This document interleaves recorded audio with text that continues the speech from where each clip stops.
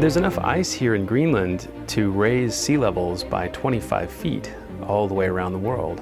It's an incredible amount of ice, and it's melting and adding to sea level rise.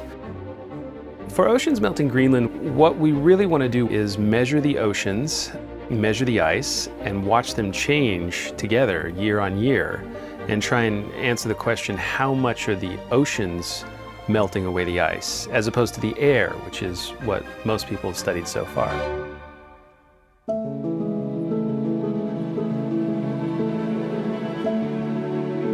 It's really a breathtaking landscape. These giant mountains and canyons are all along the coast. When you look out the window, you really get a sense of just how huge these glaciers are, these gigantic rivers of ice that are draining the ice out of Greenland into the ocean. And then they reach the ocean and it gets all broken and craggy and big chunks fall off. It's incredibly dramatic. Kulasuk is just a tiny little town in southeast Greenland, and we've been launching probes out of here for the past 4 or 5 days. It's already been a fantastic year for OMG measuring the oceans. We launch them right out of this tube right over here. Open up the tube, you can look right down it and see the water passing by, or sometimes the icebergs or clouds or whatever it is we're flying over.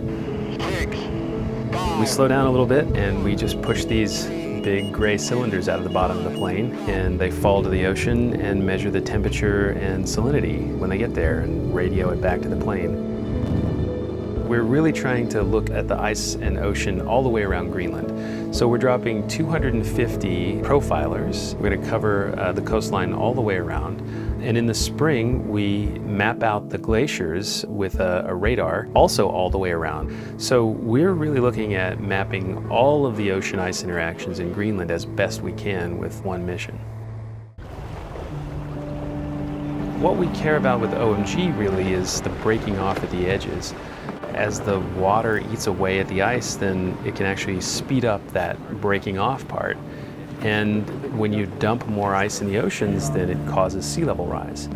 So OMG is really here to try and figure out how much are the oceans doing, how much is this kind of breaking off of the ice, it's called calving.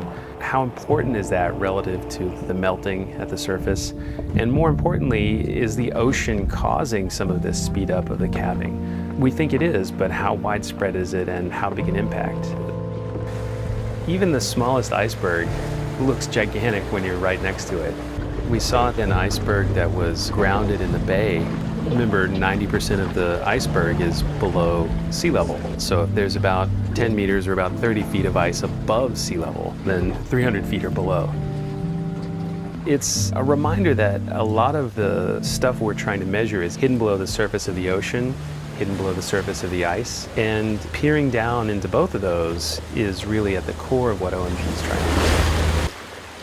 Every time a ton of ice comes off of Greenland, sea level goes up a tiny little bit, and it's coming off Greenland at billions of tons per year. It's interesting to meet some of the Greenlandic folks who have been here their whole lives. They've all watched the glaciers literally vanish before their eyes. They didn't need satellites and airplanes and scientists to tell them that Greenland was melting. They look out and see the glacier used to be here and now it's way up there. Sea level rise is really a global problem. It's something we can't just ignore. 2/3 of the planet are covered by the oceans, and it's really the same ocean. I mean, if ice is lost here, sea level rises back home in Los Angeles, rises in Southeast Asia, in Australia, all across the planet.